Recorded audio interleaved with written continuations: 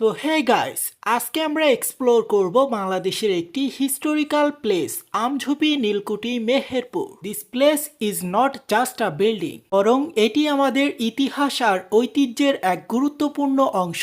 বাংলাদেশের ঐতিহাসিক নিদর্শনের অন্যতম একটি হলো আমঝুপি নীলকুঠি। ঔপনিবেশিক আমলে 1850 সালে নীলকররা এই স্থাপনা তৈরি করেছিল, মূলত নীল চাষ ও শাসন ব্যবস্থার কেন্দ্র হিসেবে। একতলা বিশিষ্ট এই ভবনের দৈর্ঘ্য প্রায় 64 মিটার এবং প্রস্থ প্রায় 22 মিটার। চারপাশে শক্ত দেওয়াল, উঁচু ছাদ আর সুন্দর স্থাপনায় এই কুঠিকে করেছে সবার থেকে অনন্য। এখানে ব্যবহৃত লোহার পিলার ও কারুকাজ এখনো বহন করে ইতিহাসের সাক্ষ্য। বর্তমানে এটি প্রত্নতত্ত্ব অধিদপ্তরের সংরক্ষিত স্থাপনা, যেখানে দর্শনার্থীরা এসে দেখতে পান আমাদের ঔপনিবেশিক অতীতের জীবন্ত প্রমাণ। আমঝুপি নীলকুঠি শুধু একটি স্থাপনা নয়, এটি আমাদের ইতিহাস, সংগ্রাম আর ঐতিহ্যের প্রতীক। সো হে বন্ধুরা, আপনারা দেখছেন এইসে গ্লোবাল নিউজ, সাথে আছি আমি হুসেন আহমেদ। সকল আপডেট পেতে আমাদের সাথেই থাকুন।